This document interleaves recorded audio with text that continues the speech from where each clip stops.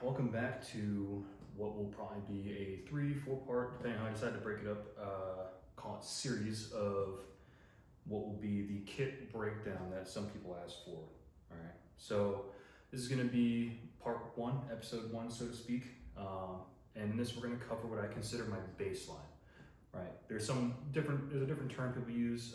First line is the most popular one, right, referring to the belt. But in this case, this is just going to be what I consider a baseline, because no matter what I'm doing, unless it's very specific, like I'm wearing a very sustainment sized chest rig, or I'm rucking a long distance and I have a hip belt covering my belt line, I will always have a belt on me, right? Whether it's flat range marksmanship instruction, running a live fire maneuver range, or shooting a match, right? This is what I will always have on me, okay? So what we're gonna talk about is the belt I'm using. We'll talk about the different types of belts I prefer, and pros and cons to each, right? I'll talk about, the pouch layout I have here, what pouches I'm using, because everyone, loves to know that. And then we'll throw it on and talk about why things are oriented a certain way, placed a certain way, so to speak, and go from there, okay? So right off the rip, we'll talk about the belt itself. Now this is a Baer Solutions Wojtek. You can massacre me in the comments later about my pronunciation. I know it's Polish, and it refers to that Polish bear, animal bear. But it is a amazing two-piece belt system. So obviously outer inner, not exactly anything new or revolutionary, but what it does do that I really appreciate more than any belt is it has these holes drilled through them that are compatible with a lot of aftermarket pouch options or mag carrier options, right? Specifically like Safariland, Blade Tech, in this case, T-Rex Arms, Mars carriers. And what it really is helpful for is I use in some spots Safariland ELS. So that's the equipment locking system, essentially the pouch version of the QLS, right? So on that note, with all some other unique factors of it, on the inside, now this isn't totally unique to the Wojtek, but it's very unique to only a very couple belts, or a small amount of belts, right? So the MOLLE channels that it uses are also ran inside the Velcro. So what you get out of this is essentially across the belt, uninterrupted Velcro contact to the inner belt, right? Which is great. Keeps the belt very stiff. I've used a lot of other belts before in the past. Ronin, AWS, AXL, I believe it's the Eclipse belt. And they all do roughly the same exact thing. There's not a lot of variation between them, or uniqueness, I should say. Besides some belts at the AXL, their selling factors is very lightweight, which I do agree, and it makes it nice for a couple of reasons. But what I specifically like about this belt is that it's almost tailor-fitted to what I like, right? And I grew up on competitive shooting using the Safariland ELS belt system. And so this is a very unique blend of what is familiar for me with competition shooting, while also having that duty grade or a military appearance, which is great for work, because obviously I can't run around an LFAM range wearing a black leather belt, right? So kudos to them for, I guess, cracking the code that, seemed like it was pretty obvious, but no one else was doing it, and they did it first, and I'm very happy with this belt. So we'll start from essentially center line, working our way counterclockwise as I will be wearing it, and then I'll put it on later, and we'll kind of show how everything sits on the belt, very comfy wise, especially with their inner belt, all right? So center line, now obviously this looks a bit strangely oriented, I'm sure from your point of view, but just know buckle is right here, buckle is right there, it overlaps over this Velcro spot right here, so this tourniquet carrier ends up center line, right? Which is great because no matter what size injured, I can access it with both hands, right? And that is a Soil Eater belt mounted tourniquet holder, and I've got an Ira Chem light stuffed in there. Ira Chem light, Sharpie, whatever you think is useful for marking. I already carry a Sharpie external on my plate carrier, so When I'm running full kit, I'll swap it out for a chem light. If I'm doing flat range stuff, I'll swap it out for a Sharpie. You know, whatever reason that might be, whether it's marking targets, any other admin stuff, maybe a quick hit pocket class on the side of an ammo crate. But it just gives you that capability, sure. Then working our way in, T-Rex arms carriers, like I talked about, angled slightly to offset for keeping that wrist straight as you go and grab those magazines, keeps everything nice and uniform as you're going to index and insert to the handgun. HSGI Taco on a Ridgeline Defense drop offset mount, so very niche product, but I'm sure there are a lot of you out there that, if you had tried this or, were to give this a shot, you find it very useful. And we'll talk more when we throw the belt on and kind of show how it sits in the belt, why it's useful. But this is one of the spots, I really think the only spot where I have an ELS fork mounted in. And this is to allow me to swap between a rifle mag or a pistol mag, depending on what I'm doing. So if I'm shooting a match, USPSA match, or whatever that might be, I can then hot swap and plop that out, plop this in, and now I have 3 pistol mags for pistol only shooting. Next, moving down the line, we have the Arbor Arms compact dump pouch. Now, dump pouches are a very hot topic for some reason. I'm really not opinionated one way or another. If you have a use for them, great. If you don't, great. I will say that one of the issues you run into with dump pouches is they become more of a belt-mounted trash bag than what they're actually designed for, which is carrying empty magazines, right? Which is why this thing mostly stays folded up. It's small, so it stays out of the way. It's essentially a 2-column dump pouch, but it uses 3 columns, and that gives you a little bit more additional stability. So you're not getting a lot of that trash bag pendulum action going on whenever we throw stuff in there. Keeps everything very nice and rigid and from flopping around. And obviously, because when you roll it out, it's not too big, you reduce the possibility that even when you're, a little mindless and not paying attention to what you're doing, you can't stuff too much crap in here, which is great. Good to keep it that way. And then again, if I need to plus up with another rifle mag for whatever reason, let's say I'm shooting a multi-gun carbine match, right, whatever it might be, I need to carry an additional mag to be my first load. This is dropping soon with Arbor Arms. I got a chance to get a hold of it sooner than most, but this is a Kydex wedge insert for the Arbor Arms dump pouch. Now, it has a really neat little channel back here. Right there between the belt and the dump pouch where you can drop that right in. And it's a great way, if you want to make this your primary reloading source, it's a great way to get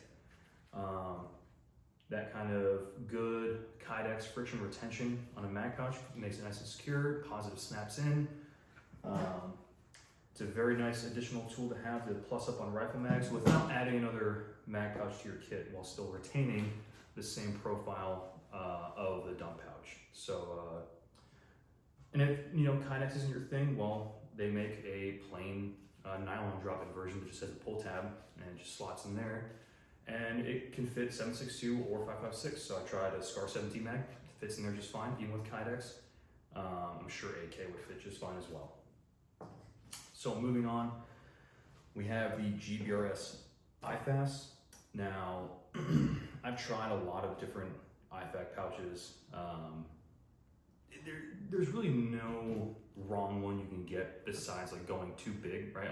Some people can fall in the trap of running what is essentially a full CLS bag on the small of their back.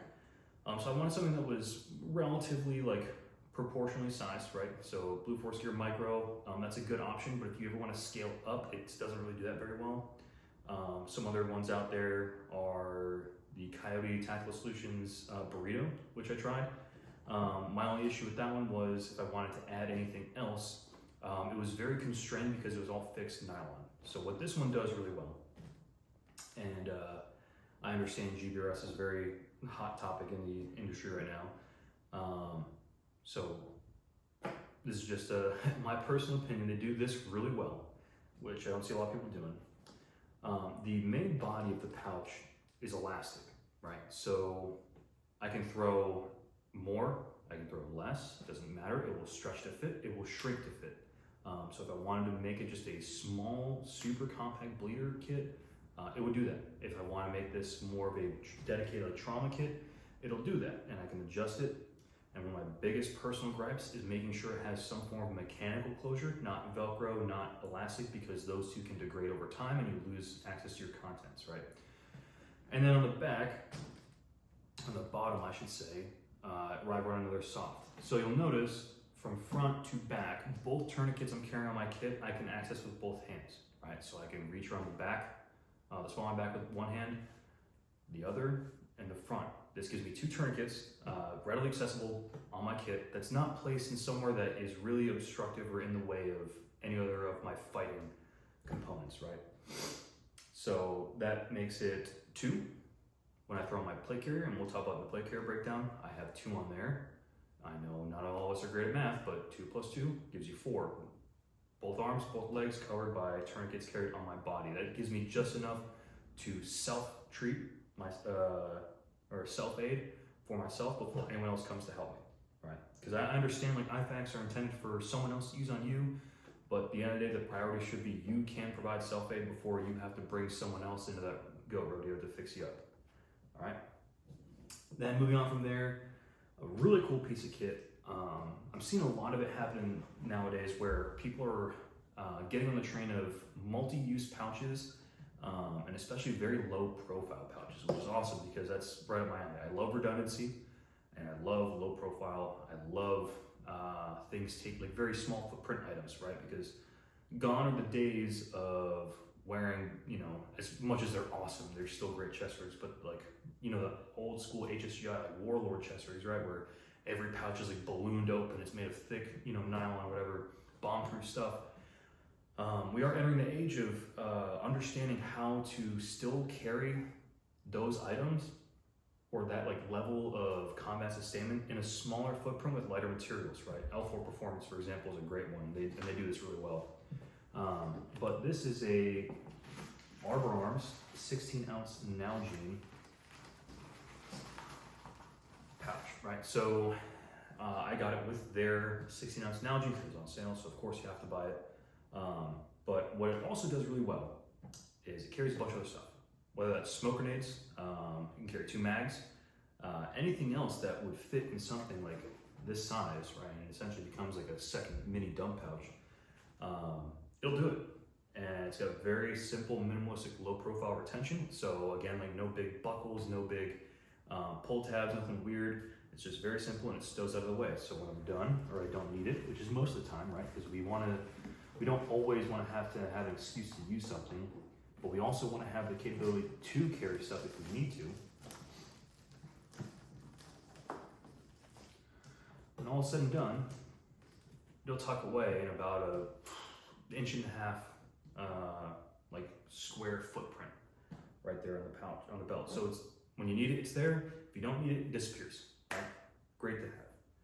Next, we have one of my favorite pieces of kit, relatively new.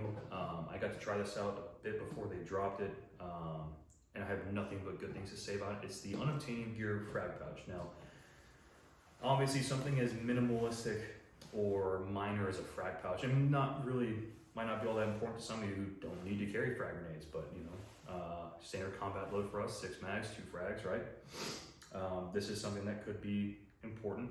I'm big on everything making sense, everything, you know, your kit refined to every detail that you need it to be, right? In our case, we carry frags, we need to know how to employ frags, conduct frag battle drills. And one of the things I hate about the issue frag pouch, 1, it takes up 2 columns, and 2, it is very, very, very constrictive and tight on those frag grenades, and it makes it very hard to get it out in a timely fashion, right? So this one, simple buckle closure, right? Because we still want that security, covers all the safeties, but when it's time to go, all you gotta do is pinch and roll at the bottom, the top, and your frag's out. It's way easier to do when it's actually on my belt, so it's got something to counteract against, but there's a blue body for you. But it's very, very easy to get out quickly while not sacrificing any protection or security of a high explosive ordnance, all right? And then lastly, we have the AXL True North collaboration MHA, or modular holster adapter. Now, I've always been a big fan of MHAs. I'm a big fan of, like, you know, the Boss hangers from Ben Stoger. It is a very, very awesome system for plenty of obvious reasons. I'm not going to go into a full depth review of the MHA system. I've used them for a long time. I just had tried a Blue Force gear hanger for a while, and this is a good excuse as any to get back into the MHA game when they drop this. So it's got a couple creature comforts. If you already have an MHA, I wouldn't say this is worth spending extra money to upgrade and get a new one. But if you are looking for a new way to, you know, carry a pistol, wherever it might be you're using, I would highly recommend looking into this one. Right, a couple upgrades or differences they did was a slight curvature at the top to kind of better match that your hips. The bars, the locking bars on the inside of the belt are kind of ribbed, or I don't want to say ribbed, but they've got little cutouts to make sure it bites into that Velcro a little better. At least that's how I understand it. Biggest thing they did, I think, for me is they recessed the hardware. Glad they figured that out finally. Aside from that, different mounting options, right? Different connecting points. They added 5 degrees of additional cant in either direction, which is good because I always like having as far back a rearward cant as possible, and we'll talk more about that when we put this on. But getting that extra 5 degrees, when I was getting a new one, like, yeah, I'll jump on it, whatever. And a QLS system as always, because it allows me to alternate between things like, in this case, the Hercules Tactical M320 holster, which is, I think, the best way that exists right now and is readily available to carry the HK M320 grenade launcher, and of course the holster for the service pistol, the M18. All right. And moving back, what we would finally throw on, and this would really be thrown on first, Spirit Systems brunch sack, I think is the actual term for brunch bag, whatever. I use the waist strap. I don't like running it on my plate carrier. I've tried, doing the Velcro. I've done the Velcro to your inner belt, onto the outer belt. All great ways to carry it. This just gives me more versatility. If I'm wearing, say, a chest weight or whatever, I can always have this on me. Now, I'm not going to open it up and talk about like all the contents, right? It's very basic admin stuff that you would waste space on a plate carrier putting in there, whether it's maps or multi-tools, all that weird admin stuff. You can throw it in this. Keeps off your plate carrier, keeps off your belt line, so you're not having massive utility pouches hanging off everywhere. Keeps you from dumping stuff in the dump pouch. It doesn't need to be there.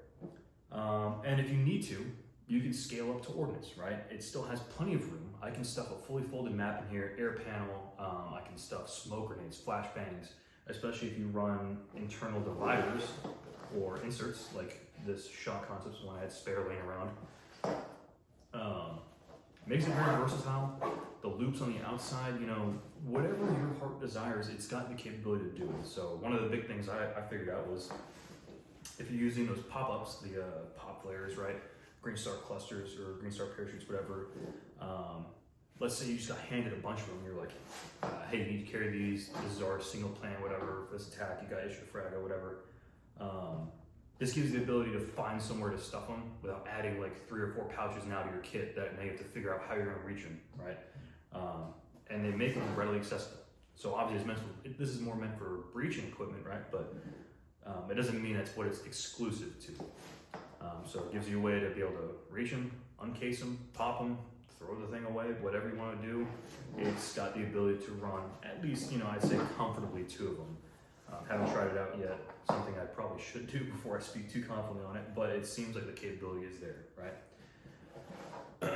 So what we're gonna do now is we'll throw on the belt. We'll talk about pouch placement and kind of a little bit of belt philosophy, right? Like, why am I doing things a certain way?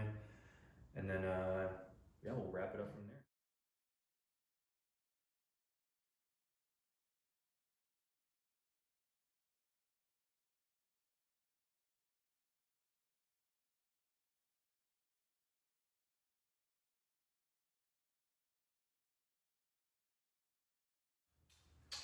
All right, so here we are, everything's thrown on, right?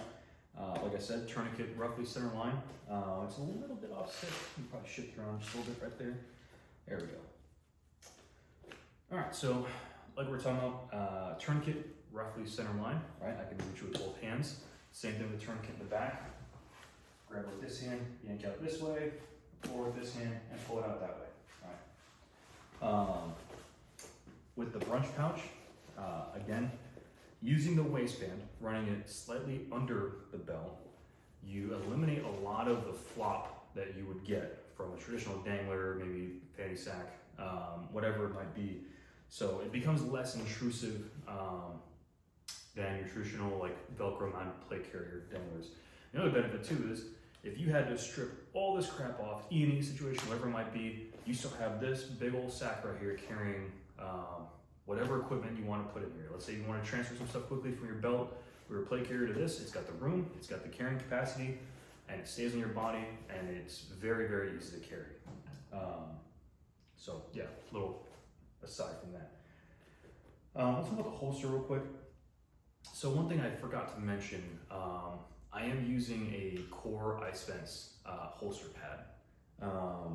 Now, I'm never really one for like really excessive padding. I don't like padded belts, for example, and we'll talk more about on that later. But I was convinced when I tried their plate carrier vents, so I jumped the gun. I got one of the holster pads, and so far, I will say right off the bat, it is very helpful when you're carrying this. If you're carrying a 320, let's drop that in there.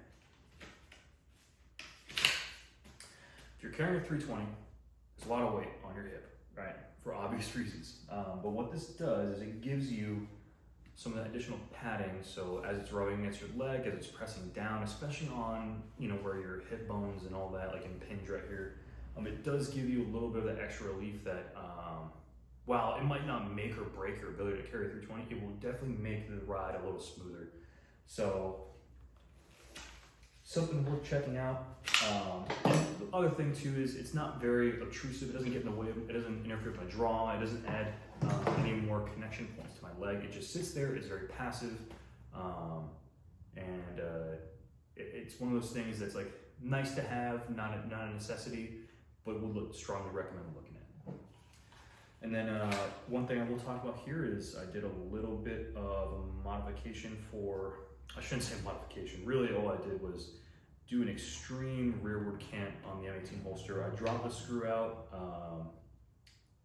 Time will tell whether or not that's really gonna fundamentally affect the structural integrity of the holster. I doubt it will.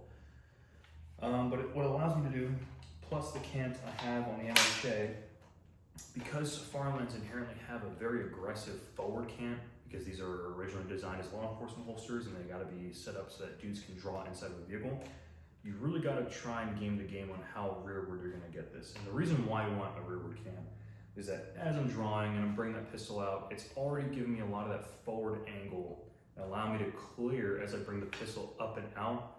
I'm already getting that downrange ass movement, so it's a lot less movement to bring that pistol forward where I want to present it to, right? Very, very minor detail, but these things matter when we're talking in the quarter second, 0.15 second range of performance, right?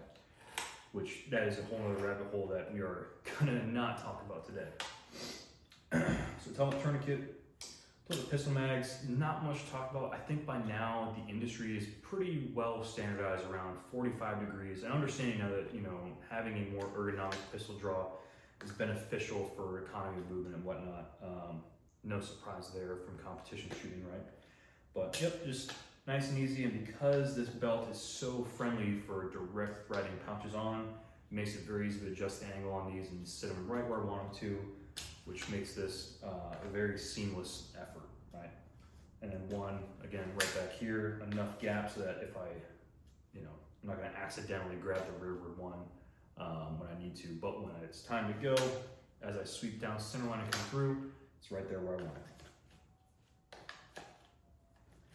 So we'll keep going back. Here we've got, again, like I said, the Ridgeline Defense drop adapter. Now, the way this video series is going to work is as I start talking about different pieces of kit, I'll throw them on and we'll talk about them all in conjunction, right? Because I think it's a little, it's a disservice to someone or any of you guys watching if I say like, this is how it would work and I have the things available, but I don't, you know, directly show you guys how they're interfacing, right? So this will make more sense when I throw it on, but the Ridgeline drop adapter, what it's really useful for, not only does it bring your rifle mags to a more relaxed kind of position or angle to grab your magazines from, but if you're wearing kit, and especially more so like pouches on your cummerbund, in that area, like what I would consider like the workspace area of your belt where you're gonna grab your emergency reload sources, I don't wanna be grabbing from here, like even with the belt line, pulling up, right, having to make that vertical fight into whatever I have on my cummerbund. And if you're smart and you're not wearing anything in your cummerbund, which, you know, I shouldn't say smart because sometimes it's a necessity, right? There might be the case where you have to wear side armor, right? Something that, you know, is completely out of your decision-making process, right? It's someone decides for you, hey, you're gonna wear side plates, whatever. This still gives you that advantage. Now, even if you're not wearing anything, I still think this is a very comfortable way to reload. Like I said, again, it's almost mimicking how I'm running my pistol, so it's very natural to just kind of reach down. Instead of having to hike my arm, my shoulder up to grab a rifle mag, whatever, I can stay relaxed, scoop it up. Very simple, very natural. Even if you're doing the other or bullets forward orientation, again, still very simple. Just reach in there and grab that mag out. Doesn't really affect your draw too much, and if anything, I think, in my opinion, improves it, right? And dump pouch again, off the rear quarter, out of the way. Not a lot of flop. It won't flop too much because, again, like I said, it's got those 3 anchor points on 3 columns instead of 2. And like we talked about the iPad before, so I can reach with both hands. A buckle makes it very easy to drop it out. And then I like to keep everything in a very neat and organized Ziploc bag so that when I open it up, I'm not having iFly content spill everywhere. I can reach in there, grab this out, and here's my trauma kit, right? I'm not gonna dump out my trauma kit and talk about this right now, but just know that there are a lot of websites that make pre-packaged trauma kits like this that make it very easy, take a lot of the thinking out of the game for you. All you gotta do is figure out, you know, from the contents, what do you need, and buy yourself. And again, because it's a buckle, very easy to just reach back up in there, open it up, it's elastic so it stretches, so again, very easy. And we're set back up the way we had it, all right? And then again, bottle pouch somewhere easily accessible, right? I'm not fighting to grab it, and it makes it very easy to close it back up. And the frag pouch, so again, under the buckle, grab from the bottom, hook around where your spoon and your pin would be, pull up and out, and there's your frag. Makes it very easy to get access to, which, again, at the end of the day, you want ease of use, security, and speed, right? It makes it very easy to reinsert back in there.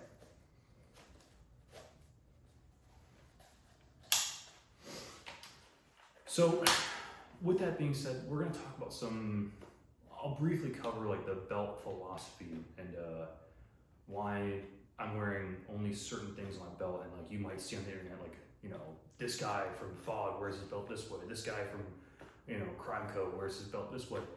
And I think at the end of the day, what it comes down to is like establishing a baseline, right? Like we talk about, this is the baseline, right? So you need to ask yourself, what is your baseline, right? I come from a background of competitive shooting and also the infantry. So what I start off with first is how close can I get to a competitive shooting standard? Because if you look at those guys, they're just carrying ammo, right? And if at the end of the day, my job is to go out and kill people, I need to prioritize first and foremost, how do I carry ammo? So pistol, rifle mags, right? A weapon of some sorts, 320 or an M18, whatever that secondary might be. And then from there, you ask yourself, you know, what else do I like really need to carry, right? Not a would be nice to have, Like some people like to say like, well, I'll carry a nod pouch on my belt, and it's like, that's sick. Like, you know, that's a big item you're asking to put on that belt, a lot of weight, and it's gonna be a lot of time spent on that belt. Might not be the best place for it. So right off the bat, as you know, we diverge from competition to the military side, or we'll say combat, first aid. And even you could argue that in competition, carrying first aid is also important. I do also carry my IFAK whenever I shoot a match, but first aid, okay? So tourniquet, IFAK, and now we go from, okay, where's the best place to put it? And like I said before, IFAK, small at the back, centered, so I can reach with both hands, and a tourniquet, front, centered, immediate access, right? Like, I get shot right now, what do I need to get access to as quick as possible? Going from there, you know, at that point, you've got the essentials, right? At the end of the day, I could strip everything besides the rifle and pistol mag pouches in my IFAK, and that could be it, right? Well, obviously the holster mount, but that would be it. That could meet the intent of the baseline of my kit. I think the trap a lot of us fall into is, you know, we run down the laundry list of like, I could do this, I want to do this, maybe I could do this, and you end up with a belt that looks like you're, you know, stepping into the jungles of Vietnam, where the belt was their primary load carrier source, right? So what we need to understand is the belt is not our primary fighting load. That is always going to be the plate carrier. And understanding just what you're adding with a belt should be very minimalistic, right? A dump pouch, maybe. I like to carry frags because I like to divide what I'm carrying for my fighting load. Like I like to duplicate it. So my plate carrier, you'll see when we talk about it and I break it out. Plate carrier, for example, that is one frag. Belt has one. There's two. There's your necessary fighting load. IFAK on my plate carrier, IFAK on my belt. If I don't have my belt on, I have it available on my plate carrier whenever I'm doing a movement to contact. Any situation I might be in where, like in a vehicle where I'm not wearing my belt, but I do have my plate carrier on, I still have that capability, right? And so a lot of this really just comes down to keeping it very light, keeping it very minimal. If you are gonna add stuff like that arbor arms pouch is a great example of increasing that load carrying capability without too much of a footprint or profile, right? Because at the end of the day, you can't see that, you know, I have a way to carry a bottle of water or another smoke grenade or another 2 mags on my belt unless I fully fold that thing out and drop it out, right? So it's a very, there's ways to game the game, basically, where you can still achieve that minimalist approach, but not to the point where you look like a walking, you know, balloon man, where you've got utility pouches and dump pouches and, you know, double mag pouches hanging off everywhere, and where half the time it's gonna be empty anyway, you know? And again, understanding that this is gonna get in the way. Like when you start fighting, like when you get into weird positions, because you're not always gonna be, you know, standing shooting like this. You're gonna be in weird positions where you have to do reverse kneeling. And now you're gonna ask is like, is that belt thick enough, or is that belt getting so thick that it's impinging on my hips where like I need to get in the knee? If I want to get on my side, am I gonna have a big old balloon pouch of an MDG pouch that I'm gonna be trying to rest on, can't get my hips out one way? It is really important to understand like how throwing all this stuff on affects your ability to move, shoot, and communicate, right? That's like what it comes down to is, what's the best way that you can approach the minimalist amount necessary to do what your job entails, is the best way I can think of it. So agree or disagree, let me know. Again, my belt isn't anything controversial or new. Like this is a fairly standard belt setup you'd see anywhere else. And I think this comes down from the fact that efficiency in its own breeds uniformity, right? 45-degree pistol mag pouches, rifle pouch off the hip, dump pouch, IFAK, square center in the back. It's an efficient way to run a belt, and that's why you're gonna see most people run it the exact same way. So just something to think about. Well, again, if I could leave you with anything after this video, is just be very selective on what you're putting on your belt. Don't put too much, but again, don't put too little, because you still need to do things with that belt, and it still needs to complement your overall kit in some way that is beneficial. Otherwise, why wear it in the first place, right? That kind of wraps it up for this video. I hope this helps some of you. If you're kind of in the middle on what you want to do with a belt, or how you're planning on building one. If there's something else you'd want me to talk about, or maybe you have questions about something I went over that maybe I didn't cover it clearly enough, feel free to let me know in the comments. But thanks for watching.